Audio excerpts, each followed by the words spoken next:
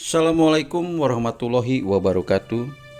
Perkenalkan, nama saya Muhammad Sutari, calon guru penggerak angkatan 7. Saya adalah guru SDN Cideng Ilir 03 Kabupaten Bogor. Ki Hajar Dewantara adalah seorang tokoh pendidikan nasional. Dikala itu pendidikan hanya mampu dinikmati oleh segelintir orang di kaum bangsawan dan para calon pegawai pemerintah. Namun Ki Hajar Dewantara menghendaki perubahan pemikiran beliau bahwa sejatinya pendidikan harus dinikmati oleh segenap rakyat Indonesia. Untuk mewujudkannya, beliau mendirikan sebuah taman siswa. Dengan didirikannya taman siswa menjadikan gerbang kemerdekaan bagi rakyat untuk bisa menikmati pendidikan tanpa memandang status sosial. Dan di dalam taman siswa, gelar kebangsawannya pun ditiadakan. Dilihat dari namanya, taman siswa. Taman berarti tempat bermain atau tempat belajar, dan siswa berarti murid. Di sini nampak bahwa pendidikan dan pengajaran yang diharapkan oleh Ki Hajar Dewantara adalah pendidikan yang menyenangkan. Tujuan pendidikan menurut Ki Hajar Dewantara adalah menuntut segala kodrat yang ada pada anak agar mereka dapat mencapai keselamatan dan kebahagiaan yang setinggi-tingginya, baik sebagai manusia maupun sebagai anggota masyarakat.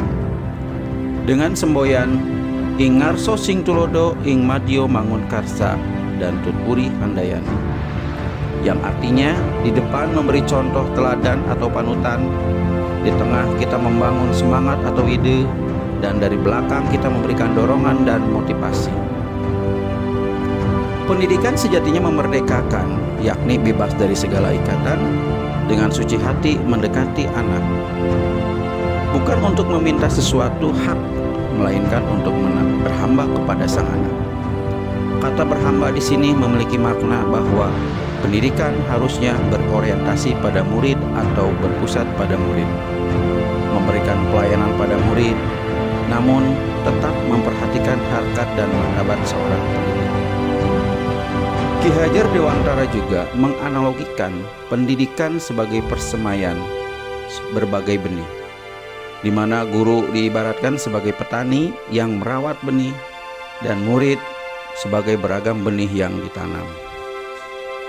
Benih yang kurang baik jika ditempatkan di tanah yang subur dengan mendapatkan pupuk, air, cahaya matahari, dan perlakuan yang tepat oleh petani, maka ia akan tumbuh menjadi tanaman yang subur. Begitupun sebaliknya, benih yang baik jika ditempatkan di lahan yang gersang, tidak mendapatkan air, sinar matahari, pupuk, dan perlakuan yang kurang tepat oleh petani, maka ia akan tumbuh menjadi tanaman yang tidak subur. Setiap benih memiliki kodratnya masing-masing. Biarkanlah benih padi tumbuh menjadi padi. Biarkanlah benih jagung tumbuh menjadi jagung. Tidak perlu memaksakan kehendak agar benih padi tumbuh menjadi jagung, begitupun sebaliknya. Untuk memajukan peradaban kita, hendaklah terus bergerak bersumbu pada nilai-nilai kemanusiaan, seperti tata surya yang terus bergerak tanpa henti.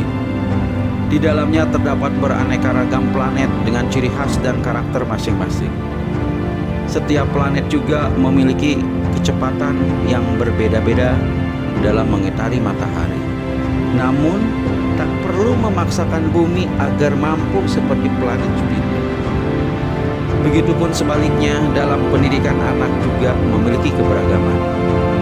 Mereka memiliki bakat, minat, potensi, dan keunikan masing-masing. Sebagai pendidik, hendaknya mampu menghargai keberagaman, bukan malah sibuk untuk menyeragamkan keberagaman. Inti sari dari pemikiran Ki Hajar Dewantara adalah perubahan. Perubahan apakah yang dimaksud? Yakni perubahan budi pekerti, di mana budi terdiri dari cipta, rasa, dan karsa. Cipta artinya menanamkan pikiran, karsa memperhalus perasaan, karsa memperkuat kemauan, dan pekerti adalah tenaga dengan mengolahragakan dapat menyehatkan jasmani. Semua aspek ini haruslah seimbang untuk mencapai pembelajaran yang utuh dan holistik. Hasil yang diharapkan dari perubahan itu adalah pembelajaran yang holistik dan seimbang akan menciptakan kesempurnaan budi pekerti, dan kesempurnaan budi pekerti akan membawa anak kepada kebijaksanaan. Sekian, terima kasih, salam dan bahagia. Salam guru penggerak, salam merdeka belajar. Wassalamualaikum warahmatullahi wabarakatuh.